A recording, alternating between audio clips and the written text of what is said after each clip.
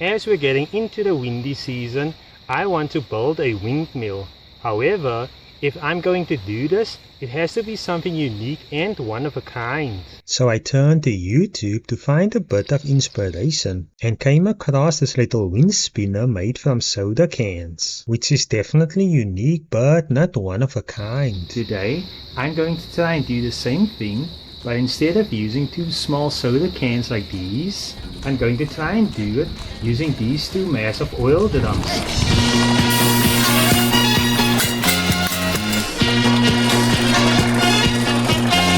So bad.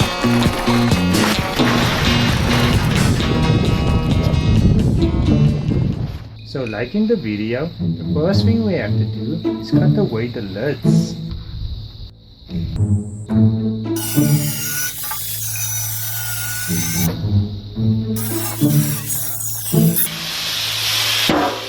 So next I'm going to use this piece of measuring tape to get the length of the drum. The total diameter of the barrel turned out to be 181 centimeters, which I divided by 13, which gave me 13.9 centimeters. So I made dots around the barrel that is evenly 13.9 centimeters spaced apart.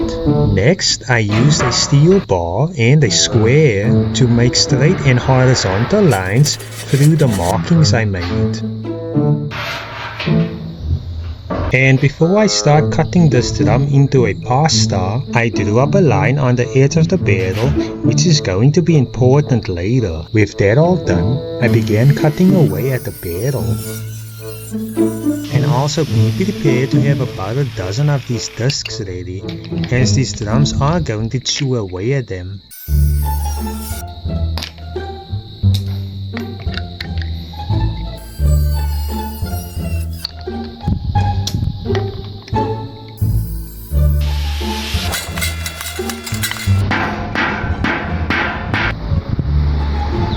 So it would be kind of horrible if these blades should get up to speed and accidentally cut someone, which is going to be my fate later in this video. So I'm gonna use the sanding disc to smooth out the edges.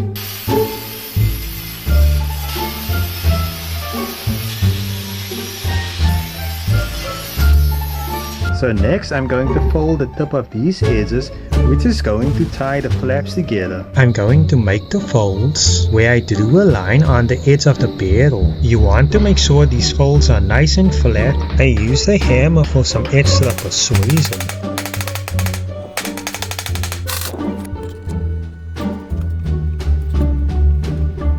It was about here when I switched the barrels around. I almost lost a finger. Oh, it hurt so bad. But despite that fatal injury, I powered through. So next I'm going to fold these flaps into one another while locking them in place with these pliers. I'm afraid that is much easier said than done, because the metal of these drums are much thicker than the average soda can, as I struggled to even fold one pair of these blades together. And even when I completed one set, for some reason it just got much harder, but eventually I would figure it out. My advice to you, if you are going to attempt this, just place both of them on top of one another with a piece of wood or a crate in the center. Folding the blades into one another will become much more doable.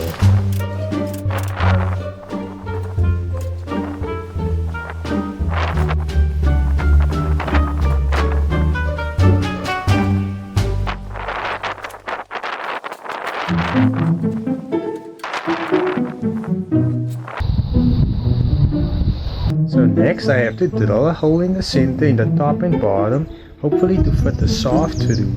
So I drilled a pretty hole, followed up by a much larger one, and gave it a good filing to make sure the shaft fits all the way through.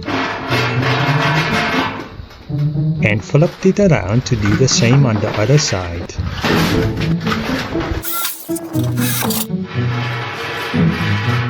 I accidentally trapped this crate inside. Nothing a good jigsaw can fix. Later I added some washers and bolts to secure the shaft to both ends of the barrel and lock them into place. As there was a bit of wind in the air, I thought to give you guys a little demonstration. So with the pinwheel done, next we have to build a frame. I'm going to use this piece of shutter ply, cut it into strips, clean it all up and form it into a structure to hold this windmill in place.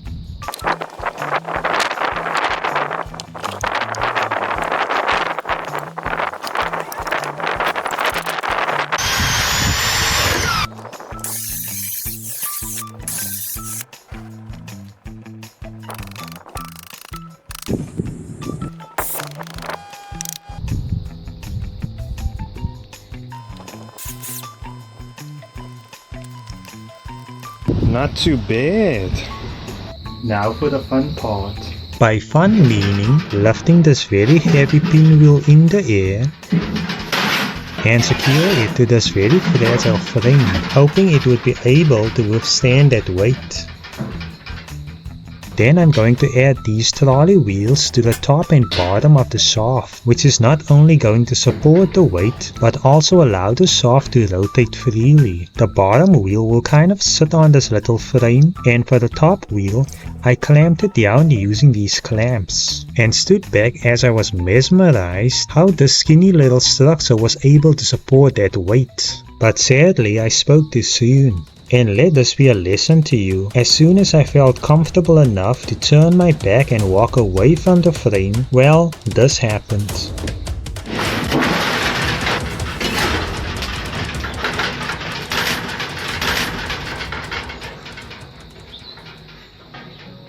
At this moment, I just felt totally defeated. It's never easy seeing all your hard work break apart like that. But instead of crying about it, I got the idea of turning this broken frame into one single bracket.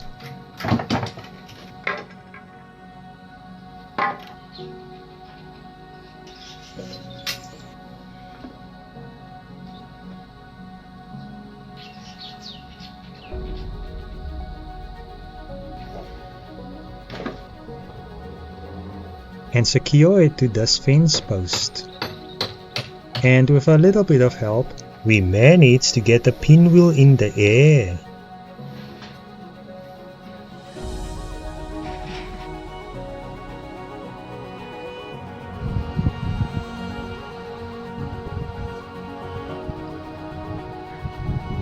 So for the last step, I'm going to connect the shaft to a motor and pulley system to generate some power.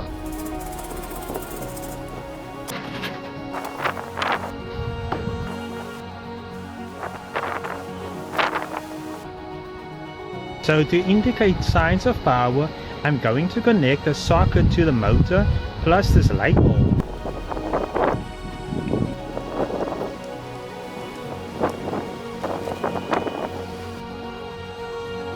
It's a little hard to see this light bulb glow up in the day.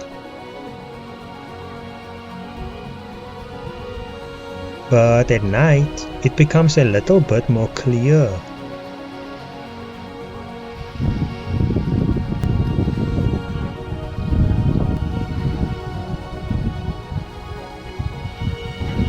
So that's gonna do it for this video.